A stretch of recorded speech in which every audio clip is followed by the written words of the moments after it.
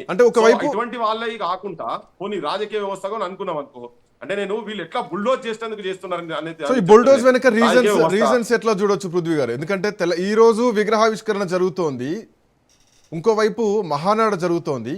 ఇదే టైంలో తెలంగాణ అసలు అనే పదమే లేదు డిక్షనరీలో అంటారు. లోకేష్ ఏమో అండమానే కాదు తెలంగాణలో కూడా రేపు పార్టీ బలోపేతం కోసం కృషి చేస్తామంటున్నారు. తెలంగాణ రాష్ట్రంలో కాంగ్రెస్ పార్టీ అధికారంలో ఉండి మైత్రివనంలో ఈరోజు ఎన్టీఆర్ విగ్రహావిష్కరణ చేస్తున్నారు. మీరు అన్నట్టు ఎన్టీఆర్ ఘాట్ ఉంది. సో అంత పెద్ద అంటే ఎన్టీఆర్కు ఎంత గౌరవం ఇవ్వాలో అంత గౌరవం ఇప్పటికీ కూడా ఇస్తున్నారు తెలుగు ప్రజలు. బట్ ఎందుకు ఈ విగ్రహావిష్కరణ వెనక ఎవరు రూట్ క్లియర్ చేస్తున్నారు? లోకేష్ ధీమా వెనక ఎవరు దీని వెనకాల రీజన్ ఉండొచ్చు? బరాబర్ రేవంత్ రెడ్డి కూడా ఉన్నాడు. ఇలా రేవంత్ రెడ్డి లేకుండా ఉండేది ఇలా విగ్రహానికి తొందర లేనేలేదు కదా. నువ్వు తెలంగాణ రాష్ట్రీయ గీతాన్ని రాసినటువంటి గొప్ప వ్యక్తి అని చెప్పని నువ్వు అందశ్రీని తగలబెట్టిన కాడ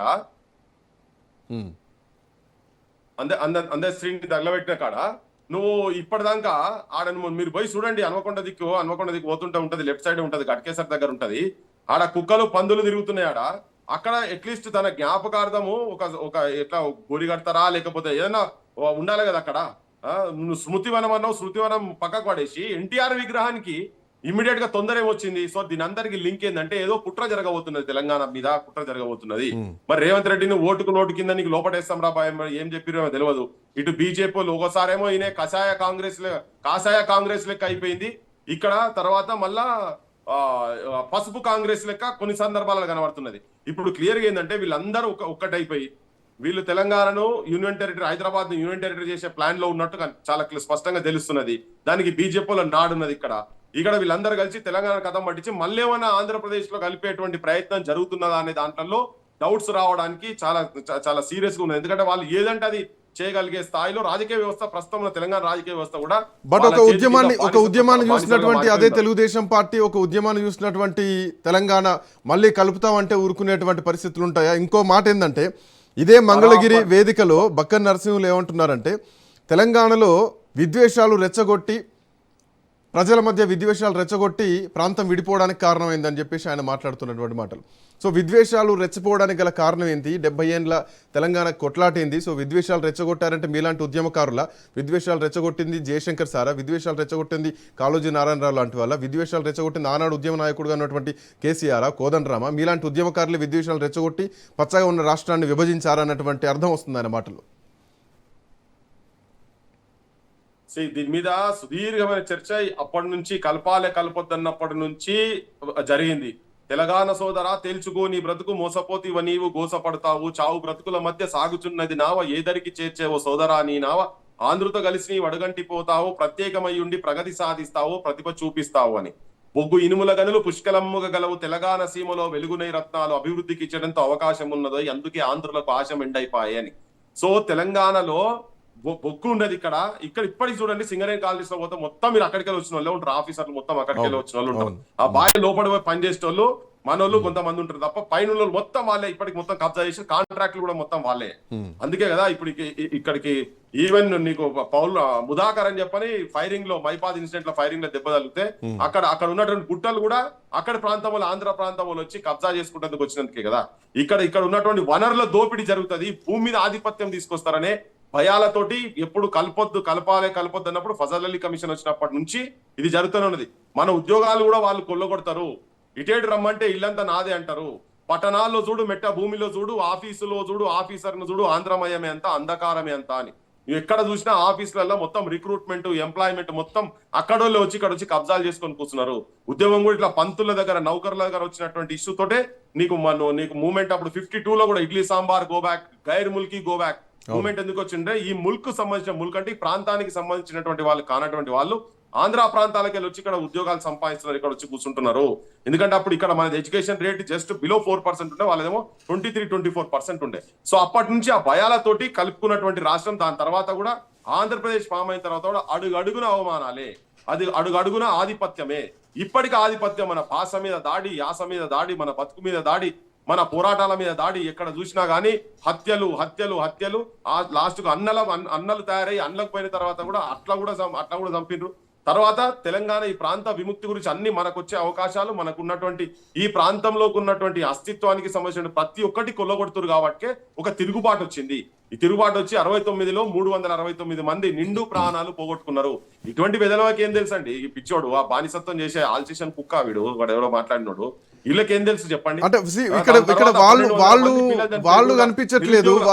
వాళ్ళ మాటల వెనకాల ఎవరు రెస్పాండ్ అవ్వట్లేదంటే ఆ మాటల వెనకాలన్నటువంటి పెద్దలు ఎవరు అన్నది ఇక్కడ మనం ఆలోచించాల్సినటువంటి అంశం.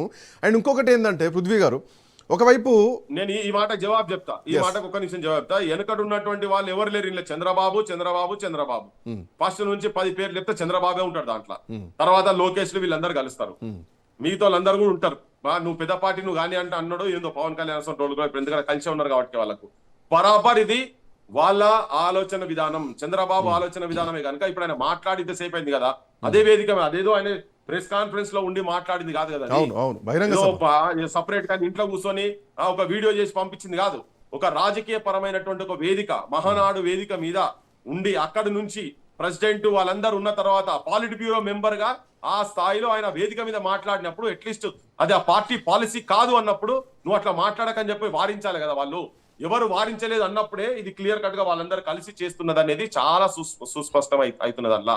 అది వాళ్ళు అనుకుని ఇప్పటిదాకా అట్లీస్ట్ ఇట్లా జరిగినప్పుడు కనీసం లేదు ఇది మిస్టేక్ జరిగిందని కూడా చెప్తలేరు. ఇప్పుడు మిస్టేక్ అన్నా కానీ ప్రజల నుంచి ఒత్తిడి, తెలంగాణ ప్రజల నుంచి తిరుగుబాటు వస్తుంది కాబట్టి ఇప్పుడు చెప్తారు కావచ్చు, మనకు తెలియదు, అది కూడా మనకు తెలియదు.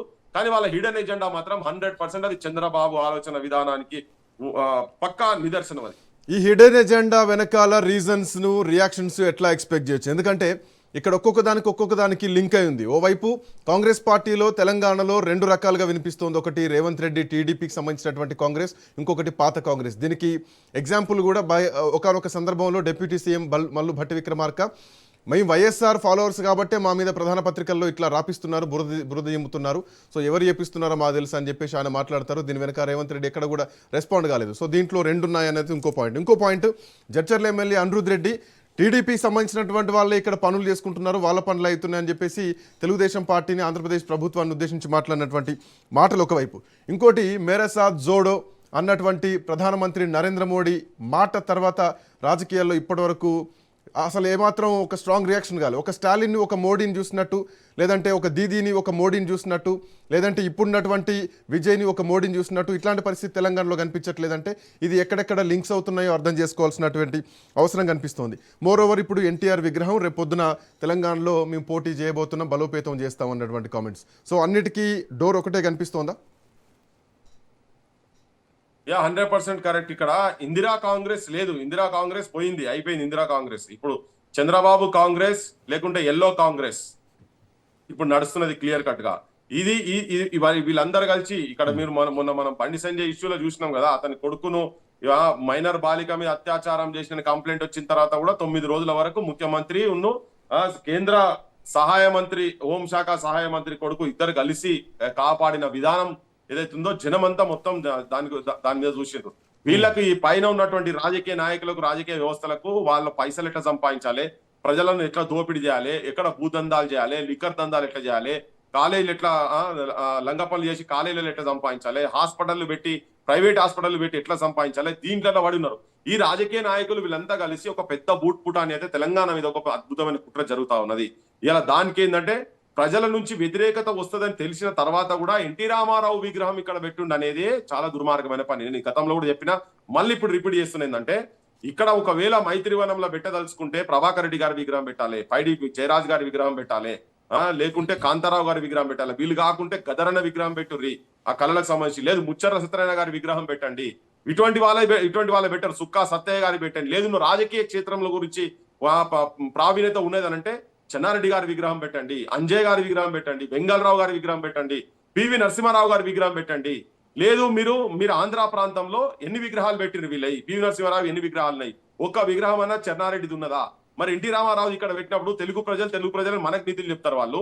మరి మీ సంగతి ఏంటిది? మరి అక్కడ ఎన్ని విగ్రహాలు పెట్టిరు? చెన్నారెడ్డి విగ్రహాలు ఎన్ని ఉన్నాయి? ఆయన గవర్నర్ కూడా చేసిండు కదా, ఈయన ఎన్టీ రామారావు గవర్నర్ కూడా చేయలేనే.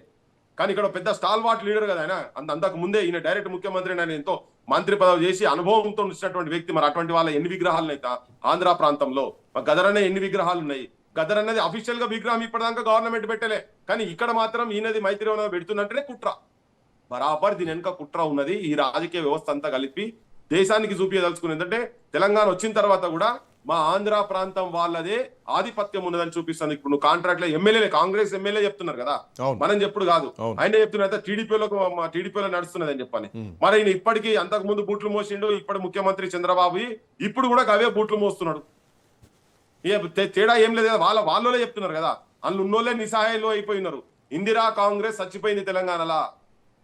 ఇప్పుడు మోడీ కాంగ్రెస్ నడుస్తున్నది, చంద్రబాబు కాంగ్రెస్ నడుస్తున్నది. ఇక్కడ వాళ్ళకి ఏమైనా సోయి ఉండి సో అది నడుస్తుంది, అది మీరు అన్నట్టు అదే నడుస్తుంది అనుకుంటే ఇక సాగర్ బనకచెర్ల లింక్ ప్రాజెక్టు ముందు గదిలినట్టేనా? అటు కేంద్రం సహకారంతో తెలంగాణకు మరొకసారి అన్యాయం జరగబోతుంది అనుకోవచ్చా? అధికారంలో ఇక్కడ కాంగ్రెస్ ఉంది, అక్కడ తెలుగుదేశం పార్టీ ఎన్డీఏ కూటమిలో ఉంది. ఇక్కడ కరెక్ట్ అసలు ఒక ఉద్యమ భావజాలం ఏమైపోయింది అన్నటువంటి ప్రశ్న. నీళ్ళ కోసమే ఉద్యమం జరిగితే ఈరోజు అదే నీళ్లు కృష్ణా గోదావరి నీళ్లు తరలిపోయేటువంటి పరిస్థితి కూడా కనిపిస్తుంది. సో ప్రభుత్వం నుంచి పెద్ద రియాక్షన్ కనిపించట్లేదు. మరి రియాక్ట్ కావాల్సింది ఎవరు? ఇంత ముందు వాడిందే మళ్ళా వాడుకోవాలి. కృష్ణమ్మ గోదావరి నదులెన్ని ఉండినా జీవనదులు ఉన్నాయినా జీవి గంజి లేదు లేక మళ్ళీ అదే సాహిత్యం పాడుకోవాల్సి వస్తుంది. వీళ్ళందరూ కలిసే ఉన్నారు. ఈ దొంగలు ఎప్పుడు ఎక్కడ ఏం చేస్తారు అనేది చెప్పరాకుంటున్నది. ఇవన్నీ వీళ్ళు కలిసే ఉన్నారు వీళ్ళంతా. టీడీపీని తెలంగాణ ప్రజలు యాక్సెప్ట్ చేసే పరిస్థితి ఉందా ఇప్పటికీ? 80% యాక్సెప్ట్ చేయరు. సమస్యనే లేదు, అది వారు పగటి కళలు అంటున్నారు. ఇక్కడ ఉద్యమాలు వస్తాయి, భీకరమైన ఉద్యమాలు వస్తాయి. తెలంగాణ రగులుతున్నది, కాలుతున్నది, ఒకనొక గుండెలు కాలుతున్న యువకులయ్యి బరాబర్ టీడీపీని ఇక్కడ యాక్సెప్ట్ చేసే పరిస్థితి తెలంగాణలో ఉండదు. ఇంతకుముందు కాంగ్రెస్ పార్టీకి అట్లే అనుకుని చేతులు కాల్చుకున్నది, ఇది ఉండదు. ఇట్లా ప్రయత్నం చేసిన వాళ్ళ రాజకీయ భవిష్యత్తు ఇంట్లో మొత్తం తగలబడిపోతుంది తప్ప ఇట్లా ప్రయత్నం ఎవడో చేస్తాడో వాళ్ళ తగలబడిపోతుంది. ఇక్కడ నిజమైన తెలంగాణ వాదులం ఇంకా బతికే ఉన్నాం. వీళ్ళందరూ తెలంగాణ ఎక్కడన్నారే ఉన్నారు. ఈ ముఖ్యమంత్రి తెలంగాణ అన్నోడా? వాళ్ళ కాంగ్రెస్ పార్టీలో మొత్తం మంత్రులైన దాంట్లో 99% ఎవడు తెలంగాణ అన్నోడే లేడు కదా. అక్కడ వాళ్ళ దగ్గర బాంచంగిరి చేసిన వాళ్ళే కదా వీళ్ళంతా. వాళ్ళకి తెలంగాణ ఉద్యమంతో సంబంధం ఎక్కడిది? తెలంగాణ ఉద్యమకారులు వీళ్ళ పేర్లు ఈవెన్ ఇప్పుడున్నటువంటి ముఖ్యమంత్రి రేవంత్ రెడ్డి పేరు కూడా రాసి చచ్చిపోయారు కొంతమంది. ఈ దుర్మార్గుని మాటలు విని ఈ దుర్మార్గుడు తెలంగాణ వ్యతిరేకం చేస్తున్నాడు, తల్లి పాలు తాగి రొమ్మును గుద్దుతున్నాడు ఇటువంటి వాడు అని చెప్పని రాసి చచ్చిపోయినటువంటి సూసైడ్ నోట్లు నా దగ్గర ఉన్నాయి. ఇప్పటికి ఉన్నాయి. చాలా మంది అలా మంత్రులుగా ఉన్నటువంటి వాళ్ళ పేర్ల మీద రాసిన ఈ సూసైడ్ నోట్లు నాకు ఇప్పటికున్నాయి. వాళ్ళ ఫైళ్ళలు నా ఇంట్లో ఉన్నాయి ఇప్పటికీ. సో వీళ్ళకేం పరపడదు. కానీ తెలంగాణ జనం మాత్రం 80% రానిచ్చేది లేనేలేదు. ఆ త్యాగాల స్ఫూర్తితోటి ఆంధ్ర పెత్తనాన్ని ఇక్కడ బరాబర్ కొల్లగొడతాం. పునాదులతో కూకటి వేలతోని పీకి పడేస్తాం. థ్యాంక్ యూ పృథ్వీరాజ్ గారు, థ్యాంక్స్ ఫర్ జాయినింగ్. సో నిన్న మహానాడులో బక్కన్ నరసింహులు మహబూబ్ నగర్ వాసి ఆయన చేసినటువంటి కామెంట్స్ తెలంగాణ రాష్ట్రంలో ఉద్యమకారులందరినీ కూడా ఒక్కసారిగా అగ్గిరాజేస్తున్నాయని చెప్పాలి. తెలంగాణలో మొత్తం కూడా ఒక మంటలు రేపుతున్నాయని చెప్పాలి రాజకీయాల్లో. తెలంగాణ అనేటువంటి పదం డిక్షనరీలో లేదంటే తెలంగాణ పదం డిక్షనరీలో కాదు వెతకాల్సింది. తెలంగాణ పదం శాసనాల్లో ఉంది. 14వ శతాబ్దం నుంచి తెలంగాణ అనేటువంటి పదం ఉంది. సో చరిత్రకారులు చెప్తున్నారు, శాసనాలు చెప్తున్నాయి. తెల్లాపూర్ శాసనం మొదలు తెలంగాణ తొలిదశ మలిదశ ఉద్యమం వరకు తెలంగాణ అనేటువంటి పేరు లేకుండా ఏ క్షణం లేదు. ఈవెన్ కాకతీయ రాజుల సామ్రాజ్యంలో కాకతీయ రాజుల పరిపాలనలో కూడా తెలంగాణ అనేటువంటి పదం ఉంది అన్నది చరిత్రకారులు చెప్తున్నటువంటి అంశం. బట్ ఏదేమైనా తెలంగాణలో తెలుగుదేశం పార్టీ మహానాడు సభలో చేసినటువంటి కామెంట్ తెలంగాణ రాజకీయాల్లో అగ్గిరాజిస్తున్నాయి. ఈ పరిణామాలు ఎట్లా ఉండబోతున్నాయి భవిష్యత్తులోనే చూడాలి. That's all for now. Next updates continue అయితే కీప్ వాచింగ్ రాజ్ న్యూస్.